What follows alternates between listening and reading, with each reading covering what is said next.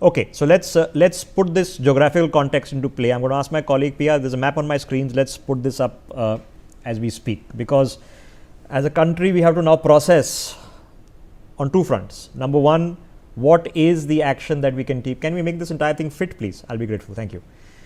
We have to take what is the action we can take to create a shield in a place that we've been trying to create a shield for 80 years.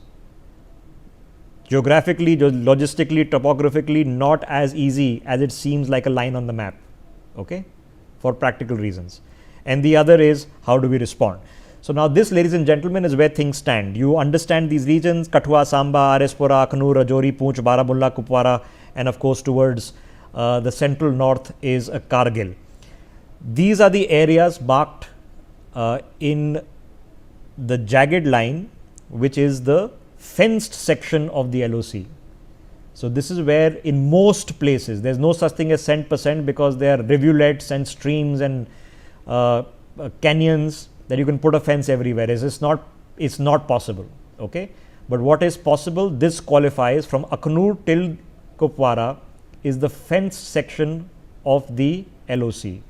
Large parts of the Kargil section, because of the topography, can't be fenced.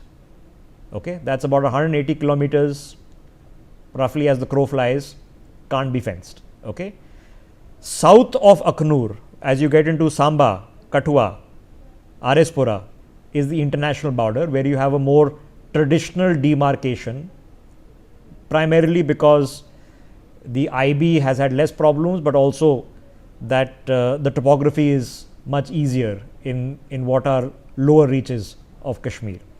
So 190 kilometers of an international border, which has pretty good border defenses. The fence section of the LOC, which I would say has decent and improving border defensive, because it's not only passive border defensive like fencing, but you have active defenses like infrared cameras and patrolling. Then you have Kargil, where it is not practically possible to fence it. Now, let's have a look at the next entity, and I'm going to play this out on your screens, and my PCR crew will follow along very, very shortly. These, ladies and gentlemen, and if you allow me, I'm just going to pause this, and can we blow this up on our screens the best that we can. In yellow is the line of control. What you're seeing marked here are the well-known, everybody knows it. I know it, all the generals sitting with me know it, Sumit Peer knows it. You can do a quick Google search and find out for yourself. These are the well-known, established terror training camps on the other side of the LOC. We've all heard of Balakot, okay. Then we know that two camps exist outside Muzaffarabad. These are the Bela Noor Shah, both operated by the LET. Then in Bandijura, you have a camp. In Chinar, you have camp. In Amina, in Haider, in Rawalkot, and in Kotli. These are the large terror camps. Operating amongst them, there is the TRS, the TUM, the Hizbul Mujahideen, which is the HM, the HUM, the NOM, the LET, the Al Badr, the Huji. They're all the same. Okay. So we've done the demarcation for you, and this is going to be available on our social media for your ready reference as well, if you want to refer to it. Okay. Now, so this is the position, what we can do in defense and what we can do in offense. These are the well-known terror camps. We all know what happened to Balakot. Okay. Now, let's discuss options. I'm putting all the options on the table. So let's look at option number 1, and I'm going to explain it before I get in my guess. Arms attrition. Ladies and gentlemen, every time you fire a heavy shell or a mortar shell or even LMG and HMGs, you have to understand that the Pakistani capacity to retaliate diminishes.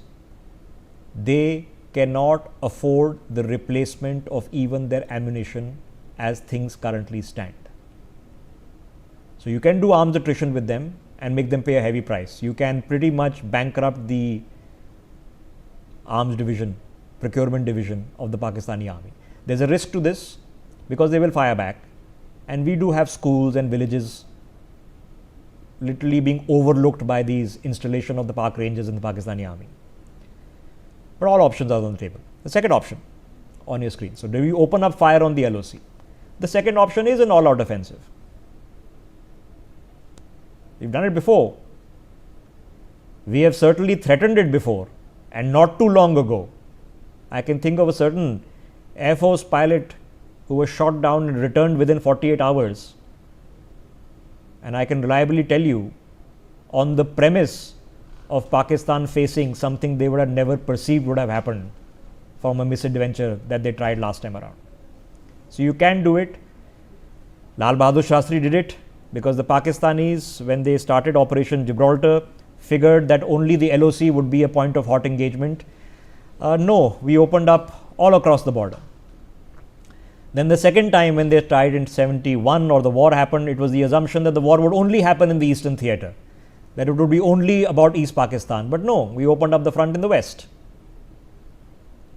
Okay. In Kargil, we chose not to. But then we have conducted 2 strikes. But a strike is one option and an all-out offensive is another option. All options on the table. I'll let more erudite and experienced people comment on the feasibility and the pros and cons of these options. Option number 3 on your screens. You can conduct missile strikes. Now, in this day and age, it can be a drone strike or missile strike, but something which would be an unmanned vehicle where you can take out these known camps. And trust me, I've given you the public knowledge, okay. Privately, military intelligence has a very accurate idea of who is doing what. We have all the satellite technology that you can name, pointed, tracking these people live, okay. So we know what's going on. It's an option, and we have to make a decision of what we do, okay. Pros and cons to this option as well. Then option number 4 rather on your screens. If you go a step further, is airstrikes. Now, the difference between a missile strike and an airstrike is an airstrike means that you have to physically send aircraft either near the LOC or even beyond it, like we have potentially done in the past, and take out targets. I am going to present an unconventional option number 5 for your digestion and for the digestion and conversation of my guests, which is the Pakistani army.